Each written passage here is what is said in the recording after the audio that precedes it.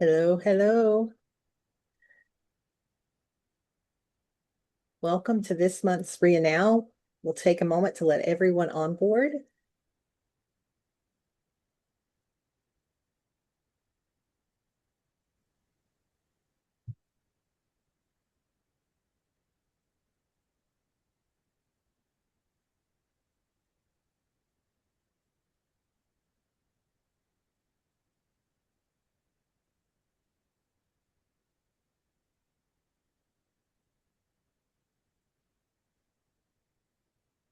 You just keep filtering in.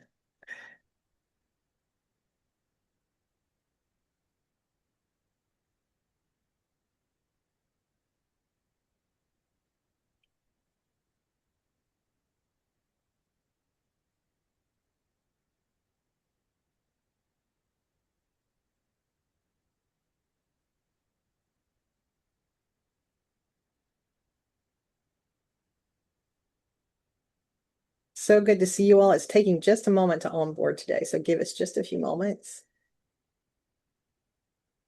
Okay, I think we've cleared the waiting room. Thank you so much for being here.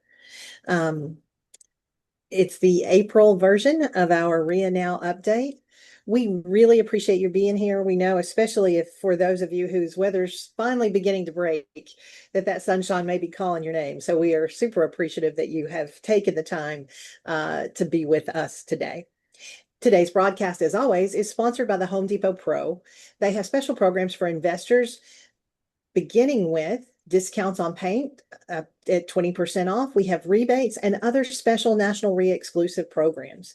And you can find those by being a member of National REIA. And you do that through your local group. Together, we promote, protect, and educate. We've got over 120 local chapters, over 40,000 members across the U.S. So there will be a group that is near you or able to be accessed. If you're interested in finding that local group, you can go to our website at nationalrea.org. You can click here on I'm an investor. You'll get this box and you can click on find a local REIA where it will take you to a map and you can find the closest group to you where you will find not only benefits through National REIA, which include not just Home Depot, but many others as well, insurance and all the things that you need to help run and support your business. But you'll also find local benefits through your local group as well.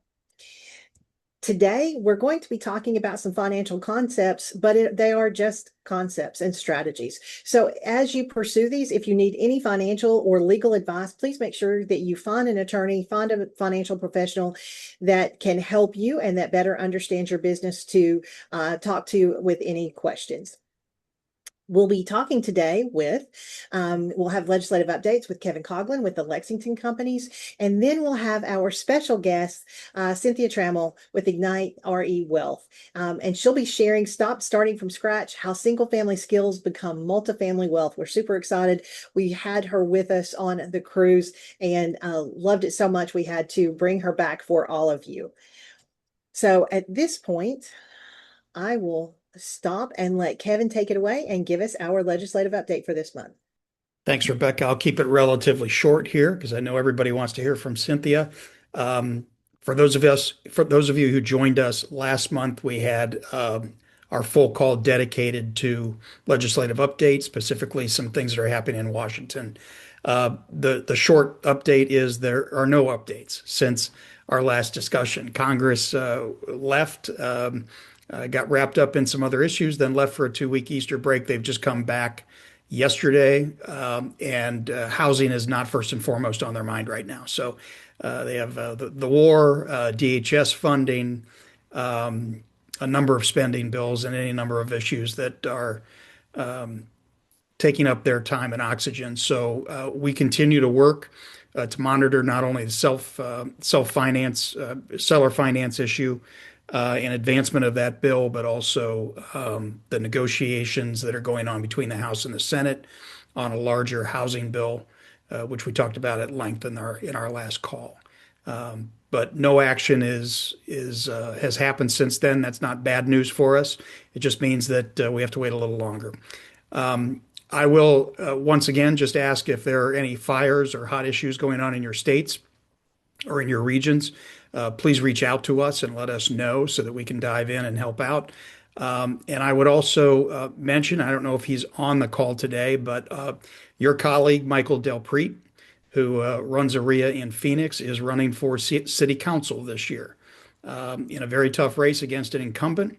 National REIA does not have a PAC, and so individual support is how we do things. In another platform, not here, you'll hear from me outlining his campaign, giving you some background on what's going on in his race and ways that you can help. It's always important, I think, for those in the industry to help those who are out there fighting the good fight, trying to bring pro-growth, pro-housing policies to their city hall. So you'll get some information separately from me on that. And that's all I have for you today. Kevin, thank you so much for the update. We appreciate that.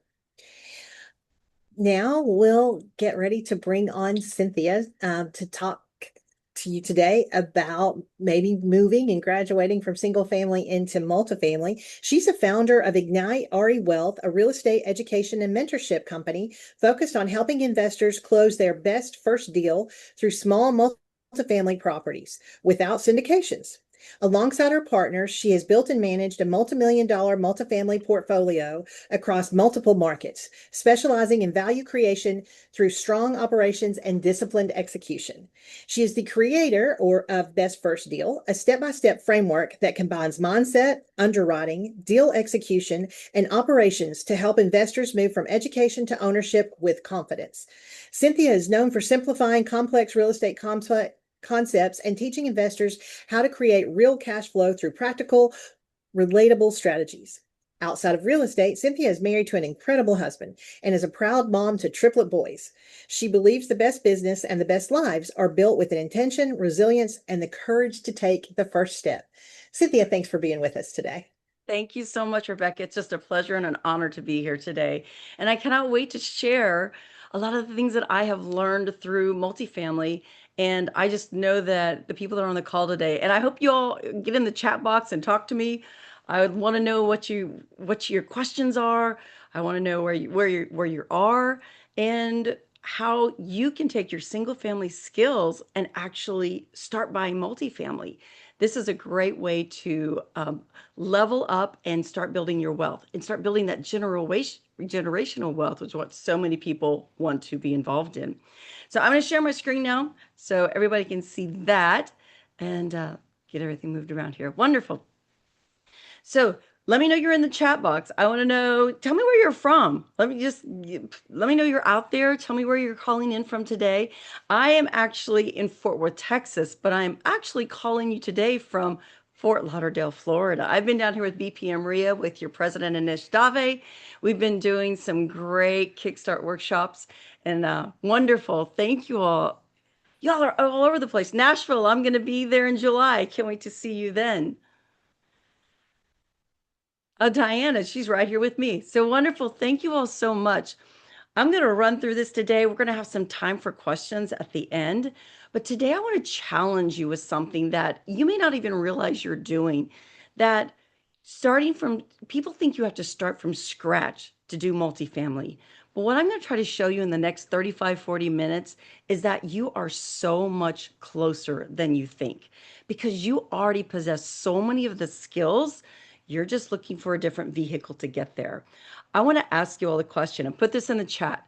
If I could show you how to make $7,000, $10,000, $15,000 a month in passive income just with small multifamily, how many of you would be like, oh yeah, that's me, Cynthia. I want that. Yes, just put big capital letters. Yes, yes, I see them coming in. Of course, you all want that. You want that passive income that is consistent. And what if I could teach you how to leverage your single family skills? You all have so many skills and start creating that multifamily formula and that portfolio that you can start building. I can show you the clear path to getting your first multifamily deal. And the way I teach it is I teach you how to do this. We do 50 units and under, but I also teach you how to do this with no money of your own. And I'm going to show you some case studies down the road here and where you can see what I've bought with no money of my own. One of the secrets that I teach is most educators teach you how to get deals in multifamily. They teach you how to buy them, how to acquire them. But the secret is the profit is made after you close. And this is an area that not everybody teach. How many of y'all have spent thousands and thousands of dollars on education just to find that you're feeling a bit alone after you acquire your deal? I teach you what do you do after that? How do you make money after that? So let's get started. I want to show you that this is about long-term wealth that you can by running these properties well. And I'm going to teach you some of that today. I am Cynthia Trammell. I am the mother of multifamily. And what I'm going to show you are the strategies that I have used to buy my properties. No secrets. I'm going to lay it all out there transparent for you. One of the things, though, I am called the mother of multifamily for several reasons, but one of them is because I am also a mother. I am a mother to triplet boys, and that is actually how my story got started. They were born very early. I have been in church ministry for most of my life. And one of the things about working for the Lord, there are a lot of perks about it, but making money is not really one of them. I was living paycheck to paycheck. I was making less than $50,000 a year. And that's all I was doing. I was just I thought I was living the dream. I loved my job, but I really just found it was paycheck to paycheck. We had a lot of medical bills. And I started thinking about, what am I teaching my kids? What am I showing them? And this is a picture of me, and no laughing emojis. I don't want to see it. This was me back in the day when I was in the church. I don't know who's taking that picture, but I was definitely giving the eye, right? But I loved my job and I loved what I got to do, but it was 7 days a week. I was doing 3 worship services on Sunday morning, 2 on Saturday night. I had rehearsals all week long, and I found myself just stuck in the rat race. I was a single mom at this point, and I don't know how many of you have on this call, and you can tell me in the chat, how many of you have ever felt you had to carry the weight of your family, that you had to carry the weight of keeping that job to make ends meet, that you felt that pressure? Well, I did too. That was me. I see some yeses coming in. That was me. I felt everything was on my shoulders, but I knew I had an itch. And I laughed because somebody asked me once and said, "What is your dream?" And I thought, my dream's just to pay the rent, right? I'm sure some of you all have been in that position too. But I had that itch that I was meant for something more. And I know so many of you on this call, you've got that. That's why you're here, because you know you're meant for more. Well, I'm going to show you some of the secret sauce to get you there. This was the job that I had. And one of the things I knew is I wanted more. So this building, my now husband, who was my boyfriend then, this was one of his offices. He officed out of this commercial building. The seller came to him and said, "Hey, you need a lock in your lease because I'm selling this property."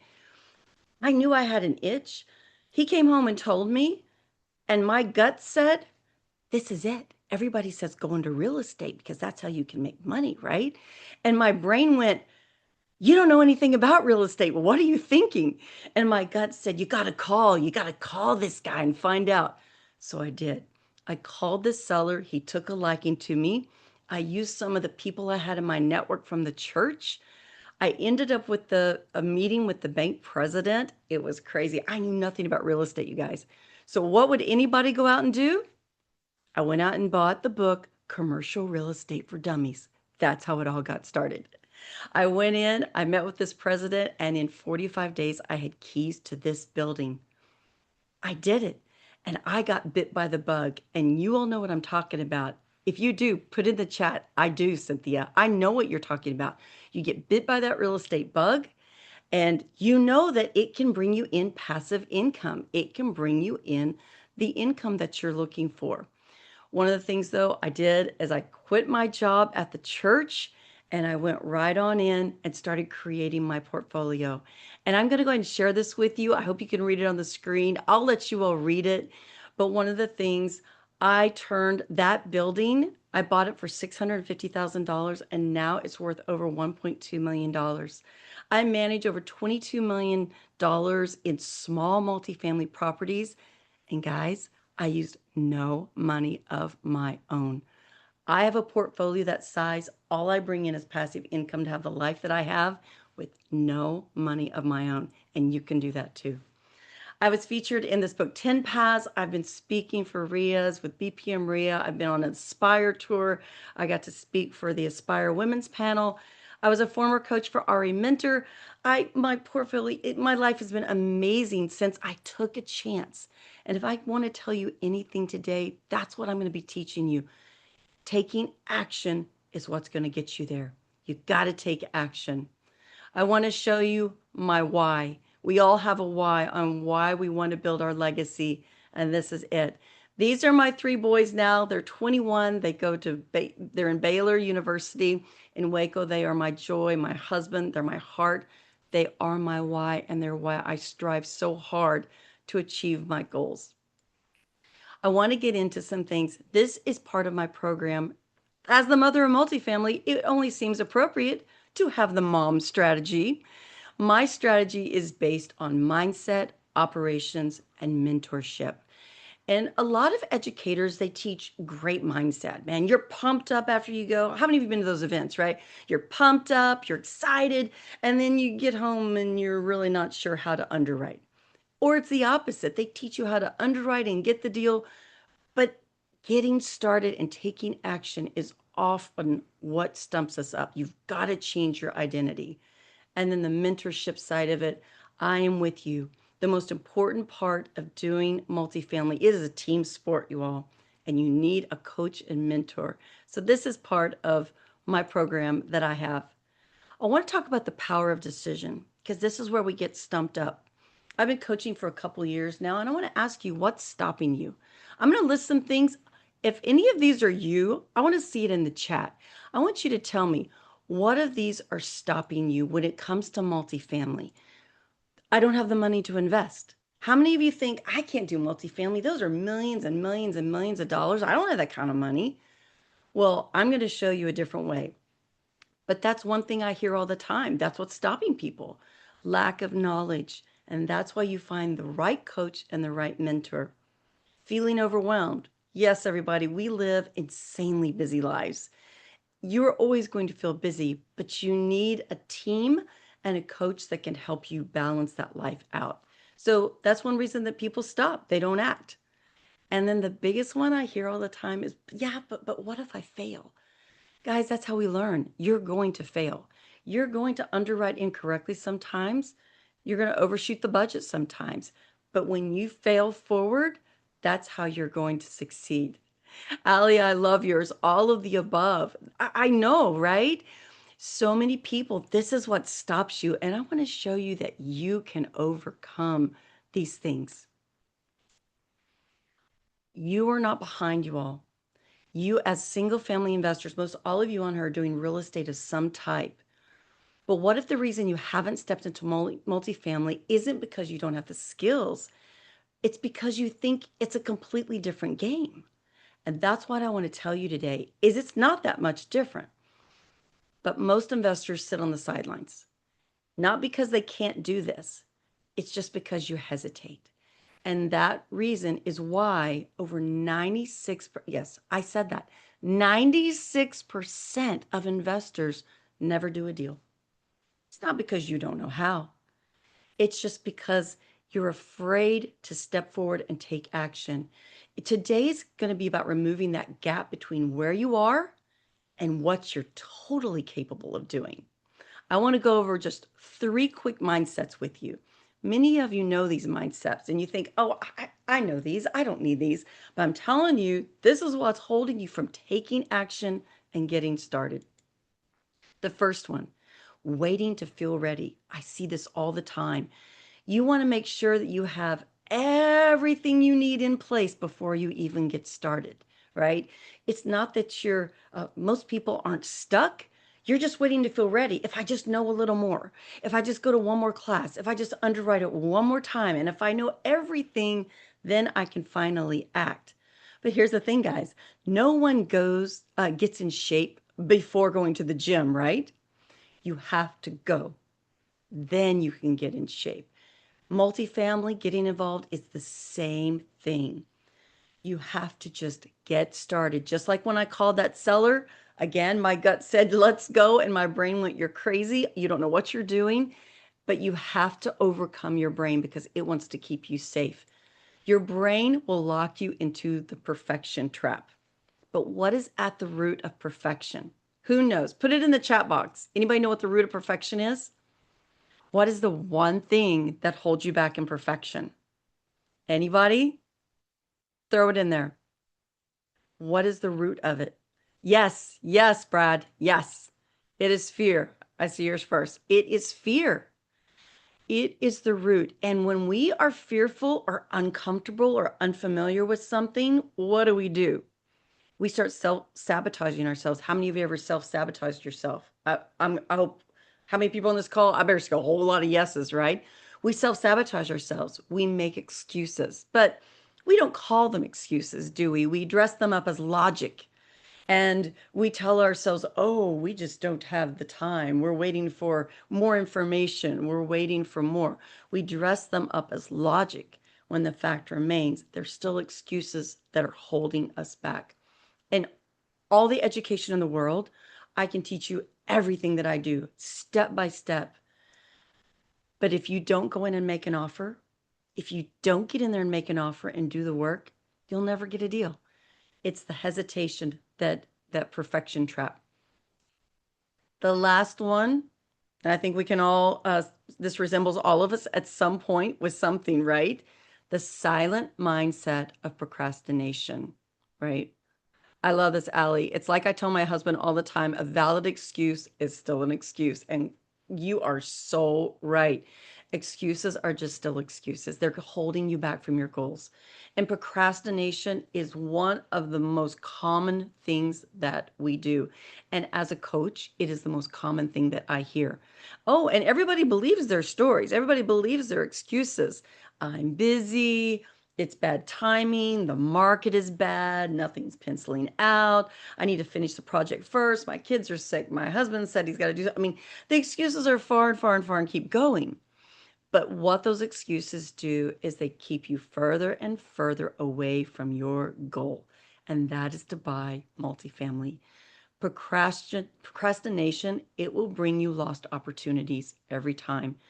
And one of the things is it keeps your world small. When you're not pushing yourself out there and growing, you're going to live in your little bubble, and you cannot grow and build your legacy and generational wealth if you're not pushing yourself out. One of the things, mindset is everything in multifamily. If we don't change your identity, we can never go get that property. So real quick, I want to show you just 5 simple tools to overcome some of these things. The first one is you have to name it. Don't become it. Just because you think it does not make it true. You have to force your brain out of that thinking. Saying I'm not ready, that's just doubt talking. Take a step forward. You can't change what you don't separate from. And that's just the facts on that. Second, replace it. Don't argue with it.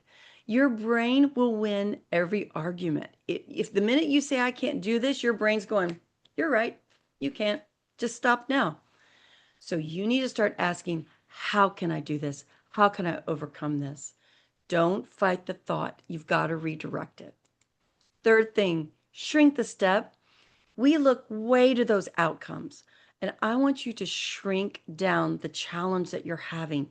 One step, one micro step. And it could be ugly and sloppy and messy. And you know what? You take it anyway. You take it anyway. You take that step to get closer to your goals. What is that next step? Maybe it's just calling one broker.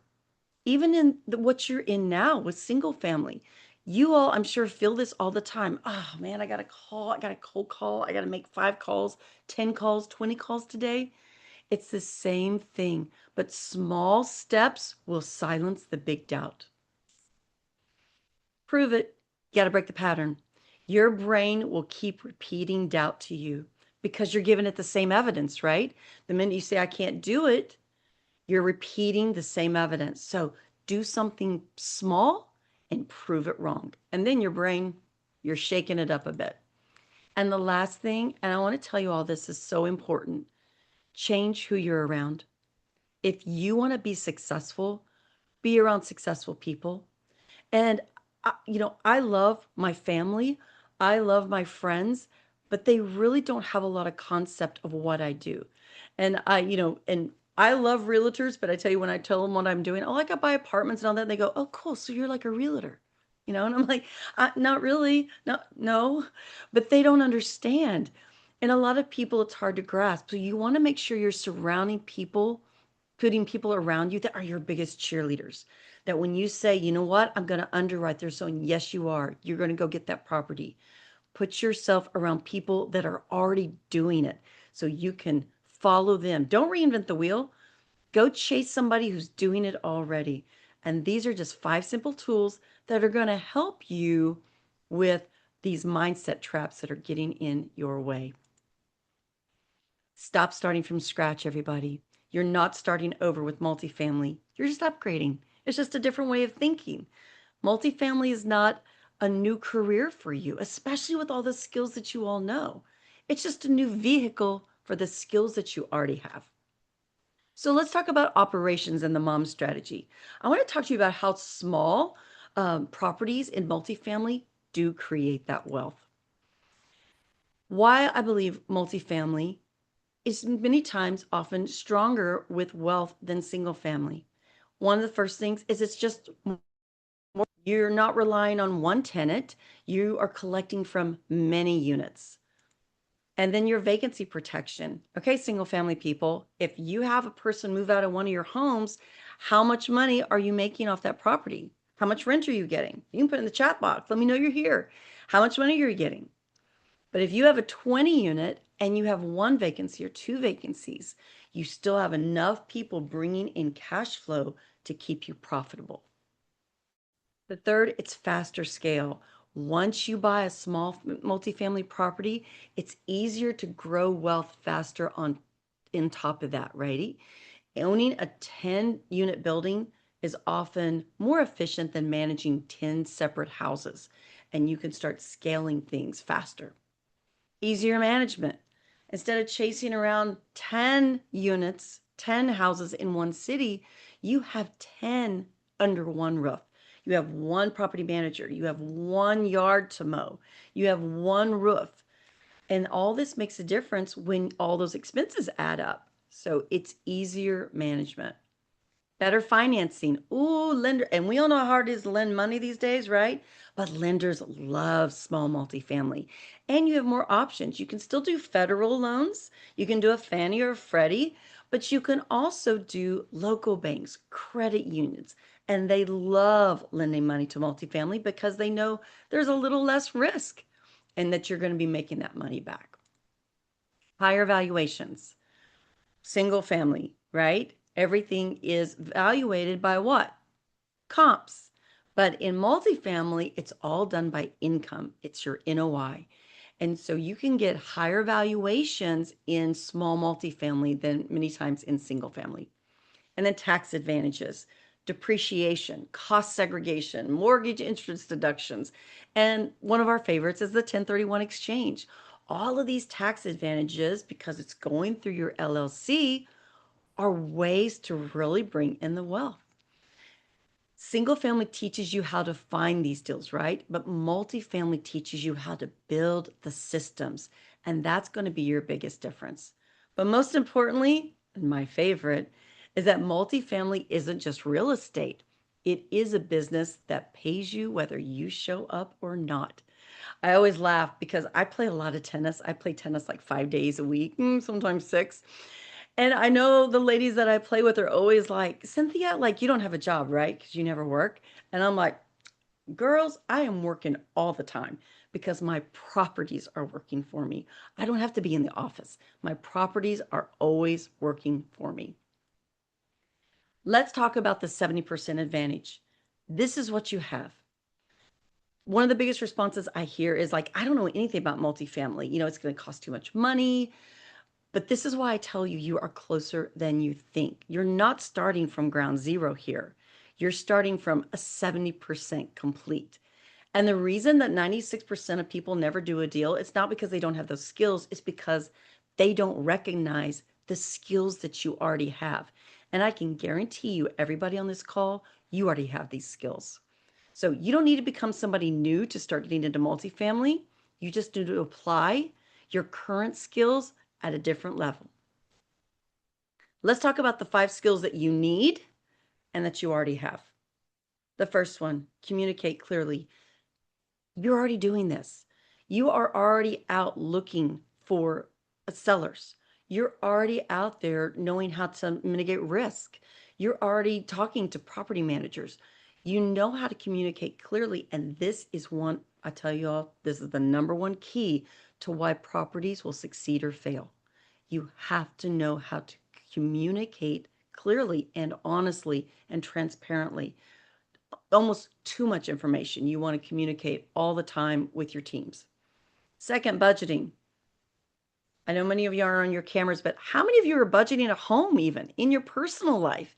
How many of you have a business where you have to put together all your budgeting? Say me in the chat box. Let me see who knows how to budget. Almost all of you. Yeah, thumbs up. That's right, Ashley. Thumbs up.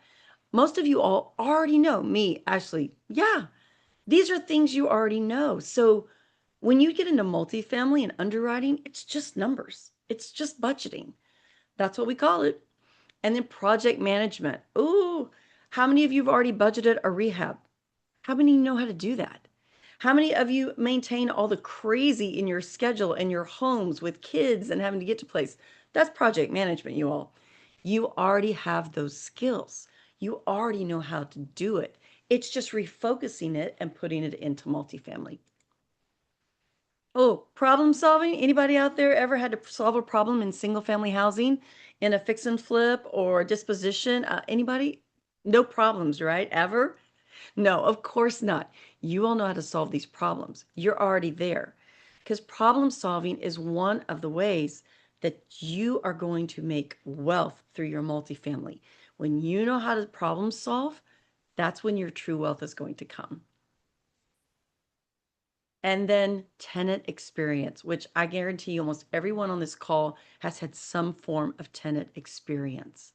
You already know how to run these multifamily properties. You just need to know that other 30%. So let's talk about why small multifamily equals smart wealth. And again, I only invest in small multifamily. Like I said, 50 units under. We try not to syndicate. So we're looking at properties between under $3 million. A lot of times under 2 million, that in that range. Because these are the properties that you can buy with just a partner or joint venture. You get 5 or 6 people together and you go in and you buy these deals and you don't have to syndicate. Because when you have big syndications, you've got your general partners and you've got your limited partners, and you might have 30, 50 limited partners on this deal. And I'm actually in a syndication, but boy, I sure love these small properties. And I'm going to show you how they make big cash too. Sometimes more than the big syndications will make your limited partners. One of the things about small properties is there's less competition. The people that are buying the 200, 150, even 100 doors, a lot of times these are smaller groups. They're institutional money, they're REITs, and they're going in there and they're, buying up these big properties. Are they looking at a 20 unit? Absolutely not. They're not looking at these small deals. So there's less competition. You can get into them faster, and it really is consistent income because you don't have so many people that you have got to share the wealth with. And that's one of the reasons that I love it. Second one, these are a perfect size for solo or team investors, which I talked about earlier. You can get into these with 3, 5, 6 people and still stay under the SEC guidelines of syndications. And that's why we believe these small properties are perfect for no syndication. Start small and scale smart. One of the things we like to do, we start with a property. Maybe it's in your own backyard. You learn your systems, and then once you learn the one, in 2 years, you can refinance it and then take that money and roll it into another property. Because what do we love about refinancing, everybody? Oh yeah, oh yeah. We love this to refinance because it's tax free. I want to jump in here real quick. Andrew had a question. How do 3, 4 people can meet SEC regulation? When you have a joint venture, you're going to have an operating agreement. And the difference is everybody has to have a role. When you do these joint ventures, nobody can be passive. Now, you all decide as your team how you want to do that. But what makes it a syndication is you have a passive investor. You have somebody that is expecting a return. And the minute you promise a return to somebody who's a limited partner, you are now under an SEC guideline. One of the things that we do is when you have, like we just bought a property that we closed on last year. We have 5 people in it and everybody has a role. Now, maybe somebody who brought in more capital, their role is a little bit smaller. They oversee the financials once a month, where other people have more sweat equity into it. They're doing more asset management. They're overseeing the property on a more daily basis. So that's one of the things there. And we're going to have some time for questions afterwards. So make sure we're going to go scroll back through. Rebecca's going to help me not miss any questions because I really want to answer those questions today. Smaller properties, bigger profits. I'm going to show you here in just a second how these properties really do cash flow. They bring in some amazing things and no syndication needed. And one more thing I'm going to tell you, we buy in secondary and tertiary markets. So when people say, wow, you know, the really emerging market is like Miami-Dade has really been big lately. DFW is always large. Phoenix used to be really big. Nashville hit the market a couple years ago. Like everybody wanted to buy out in Nashville. That's not where we're buying. We love East Texas. We're 150 miles outside of the emerging market. We go to towns. We are in towns from 60, 70,000 people to 3,500 people because they will sustain a 16-unit property. So always look in those markets. We don't go to the big cities. Where the money is made, it's after the close, you all. We talk about all the getting to the deal. And yes, you have to underwrite correctly. You've got to get in there and know your numbers. It is so important you underwrite correctly. But once you close on that deal, it's afterwards. That is how your real wealth is made. They think it's all made in the purchase, but I'm telling you, it's made after the close. And here are the reasons why. Remember, everything is done off your NOI. That is how you increase your valuation of the property. So you've got to find ways to increase income. It's rent discipline. It's vacancy management and other income. Are you going to put in pet fees? Are you going to put in, having a garbage concierge where they go around, they pick up the trash, parking, covered parking. There's a lot of ways to put in these extra incomes. That's very, very important as you try to get that NOI to its highest level. And then expense compression. As single family owners and with the skills you have, you already know this. You already know about utilities. How do we kind of choke up on those utilities? How do we manage those more? Is there a place to put in a RUB system or a utility reimbursement system? Maintenance. Are you rebidding your contracts every year? Or adding to those contracts to say, let's leave it at this price, but we want you to throw in these things.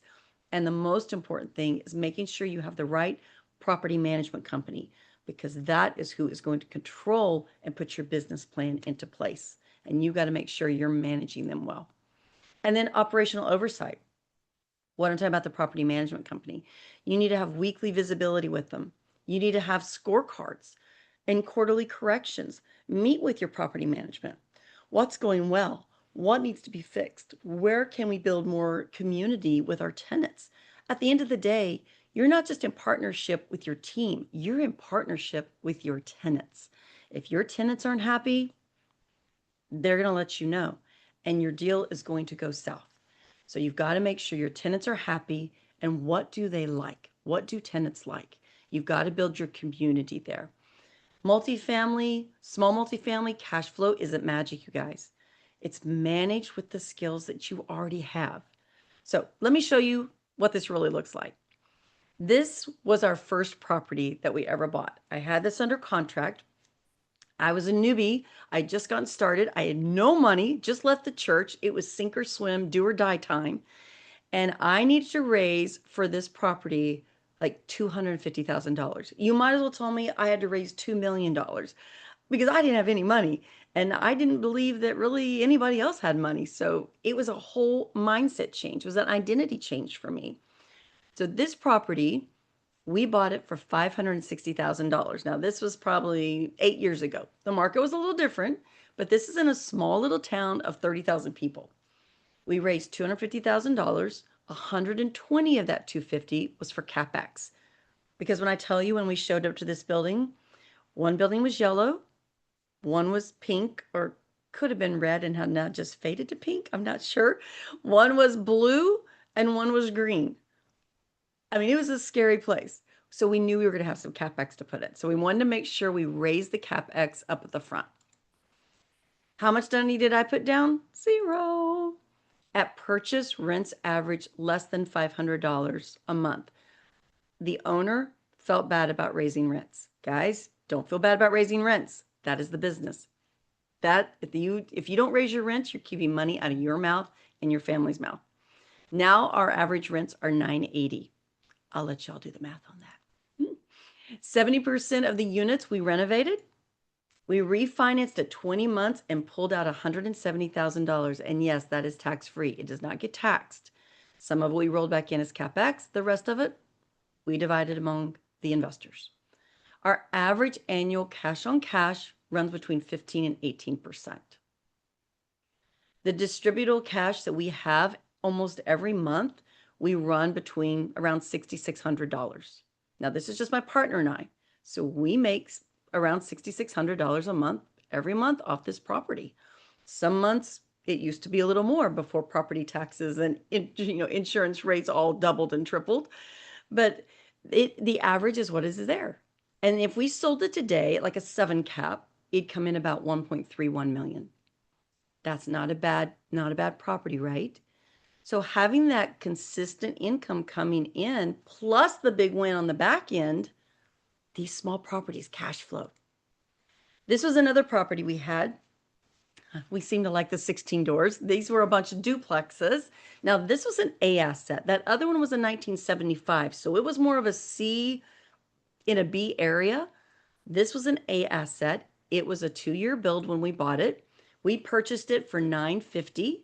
We raised $270,000. My investor put up all the money, so I put in 0 to this property. It was an off-market found through a property management company. Man, property managers, they know where all the places are. Just saying. When we bought it, we purchased, rents were about $585.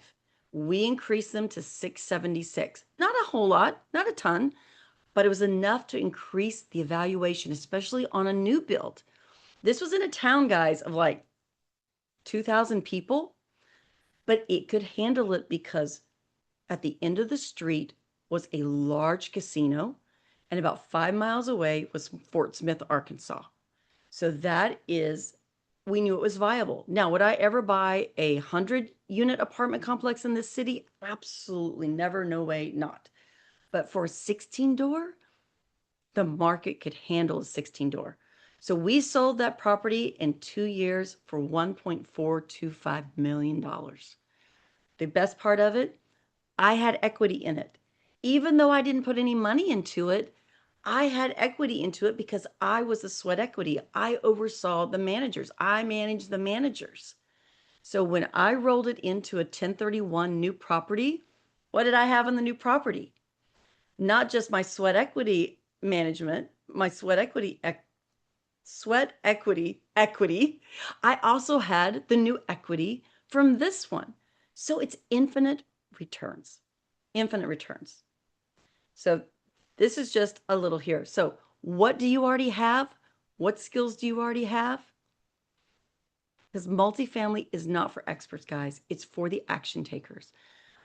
You are right there, and you can do this because 96% of people, remember, they don't do anything. They never do it because their mindset's not there. They're afraid. They're afraid to take the step.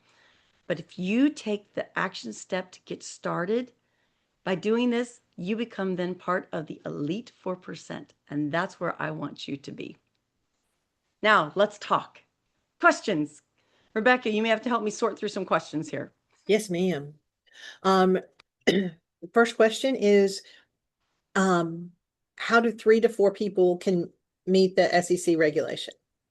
Okay, and I think I may have talked about that. So yes, 3 to 4 people, as long as no one is passive, as long as nobody stays passive and everybody has an active role in the property, it's considered a joint venture, and you don't have to have SEC guidelines or syndicate.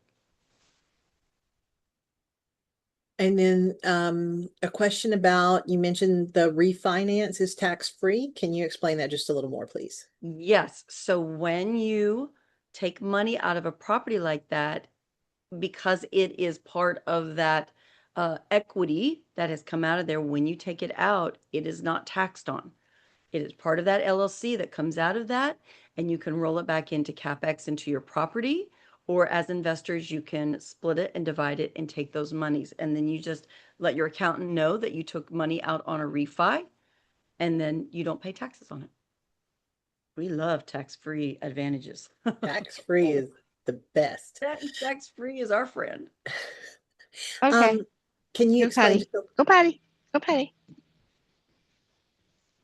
Sorry, I have no idea where No, that came from. no. Can you explain a little bit more what the definition of an emerging market would be? Absolutely. So emerging markets are usually large cities or cities that are having major growth, employment growth. You're looking for IT, medical. The market looks good. The market is growing. There are some cities that we see flattening. But the cities that we want, right now we're building all these server warehouses. You want to go automotive, big companies that are moving in there. Those are emerging markets. The businesses, unemployment, is down. These are the markets that they call emerging because they are growing for all those reasons. And again, we want to be near those. We just don't want to be in them because they're usually way overpriced. And Alan Changer, thank you very much. Just dropped into the chat bar. Just a point of clarifications. Because it's a loan, it's not income, and it's the income that would be taxed. So that's why the refinance actually Right. works. Kind of equity that's in there. Yeah. Thanks, Alan. And then Kelly asks, do you look specifically for landlord-friendly states when you're investing? It's a great question, Kelly. Absolutely, we do. Because it's just easier. We tend to buy, we're across 5 states, mostly in the South, in the Midwest. That's where we like to buy because that is, yeah.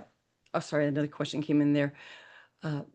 Yes, landlord-friendly states, because if you've got somebody who's not paying, you don't want to keep them in there. You would rather have it empty and fill it with a new tenant versus not being able to get out a tenant that's not paying. Not paying tenants is just like having a vacancy. So landlord-friendly states will support where you can evict faster and get them removed quicker. So yes, we always look in landlord-friendly states.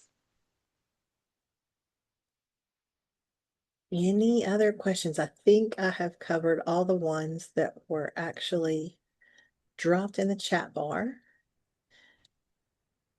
While we have Cynthia, any other questions? And Edmund put in there tax deferred. You're right, Edmund. It is tax deferred. I mean, if you 1031 it out, you're not going to be hit with that. But if you would sell it, those incomes can get played back into at the end. And that's why a lot of times you 1030 in. Is seller finance typical?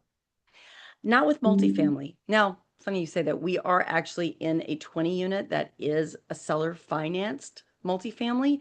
It's not as common though with multifamily. You don't see it as often.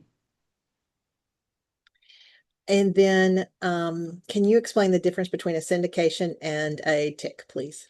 Absolutely. So syndication is going to be the initial structure of a multifamily property that you are usually getting a Fannie or Freddie loan on. So you're going to have general partners and you're going to have limited partners, and those limited partners are passive. They really don't have a say. They put their money in and you get a return. And your general partners are the ones that oversee the property.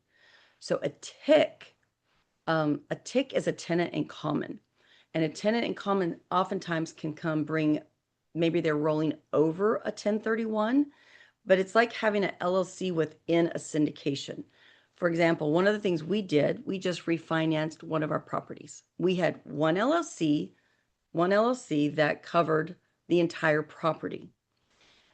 One of the things though with my partner and I is we started talking like, hey, if we go to like sell this, what if I want to take the money from the sell, which is then going to be open to capital gains? It's going to be taxed.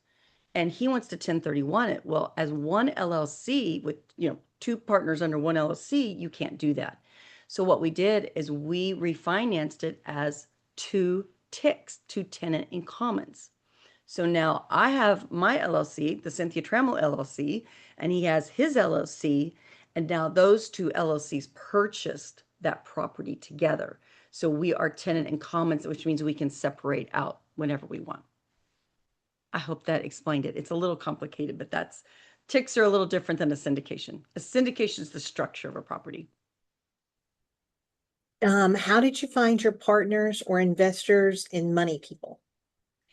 My partner I found through RE Mentor because I was actually with RE Mentor and then I was coaching with RE Mentor, but I found my partner through networking. Those are the best places to find your partners and to find people that have money. And one of the things, there's lots of ways you can find people with money, and it's putting yourself out there. It's going to your REIAs. It's going to your meetings. It's showing up and talking and networking. And that's how you find people, find doctors, lawyers, people that want to put money into something, but don't necessarily want to put the sweat equity into it. But yeah, networking is the best way to raise that money and find people with money. And you can do that for a plug for your local REIA here. It's one of the best places to be able to It find really those is. of like mind and be able to share information and deals that are available. Carefully, Absolutely. as I say, Absolutely. share deals that's within the guidelines. Right, within the guidelines. The HUD loans that you were discussing require what kind of money down, and can they be over 4 units? Sorry, they have to be over 4 units to do multifamily. If you're going to do a Fannie or a Freddie Mac loan, they've got to be at least 5 units. And Freddie is usually who you're going to use most for small properties. You have to have at least $1 million loan on that. Right now, we're seeing LTVs, that loan to value is about 65%. So that means your down payment's going to be 35%. When I first got started, and that's about 9 years ago, we were seeing LTVs at 80%, which was really wonderful. But, you do have to raise a little more money, but the good thing is you're buying more equity into it too. Your equity grows a little faster because you've got so much money into it already.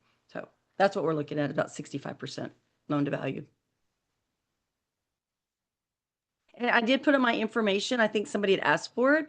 If you want to contact me or find out more about what I do, you can go to imetcynthia.com, put in your information, and then you'll get my contact information. You can go to my website, you can email me, and you can scan that QR code. That'll just take you to my website, and you can just tell me that you would like more information. And then just, I think it was a clarification on, they said they're looking for multifamily properties at a minimum of 55 units. 50, yes. Um, And then question, Fannie and Freddie minimum loan amount required is $1 million? Yes, yes. We deal with Freddie. Let's say that 3 times fast. Freddie, you have to be loaning at least $1 million. So your purchase price is going to have to be a little over that. Like we purchased one, it was like 1.4, but by the time you put down that 35%, it's very close to dropping under that, and then they won't do it. So you got to make sure you're over that. If you are under that, let's say you're looking at a property that's $850,000, you're going to have to go to a local bank credit union. Fannie usually will stay away from the smaller units. They're looking at those bigger units. Their loans are not going to be as favorable. Where are ballpark rates right now? Any lenders specifically you like? Ballpark rates right now, they were down about 6.2% for multifamily, and they have skyrocketed up a little bit more to like 6.7. They're, when you go to war, things are moving around a lot. So, we like lenders. We had we like small banks. I will say we have a couple of Freddie loans, and yes, sometimes they can be a little more favorable, but they are, how do I say this? They are more, they oversee your doings more. They have a lot stricter guidelines, and you have to get a lot more approval. It's like always having to answer to mom and dad all the time, where local banks give you a little more freedom to run your property with less oversight. So we do like credit unions, and I love the small local banks. Like if we're looking in a, place outside of Tulsa, we want to go to Tulsa, find those local banks that really want to loan money because they want to loan to businesses in their area. They're not loaning money way outside their area. They want to loan to you. So they're always looking for you to succeed.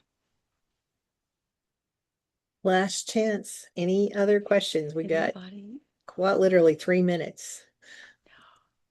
You all are amazing. I love your questions. So many great questions today. Well, Cynthia, thank you so much for being here. We really appreciate it. Rebecca. And we did have Cynthia's information here in the chat. You see it here on the screen, and I'm sure that Lori will have it available when you receive the replay as well. Last question, are you related to Trammell Crow? I wish, Patrick. I wish. No, sorry, I'm afraid not. But I'm trying to build my own, my own kingdom here in multifamily. Oh, thank Awesome. you all so Thank much. you so much.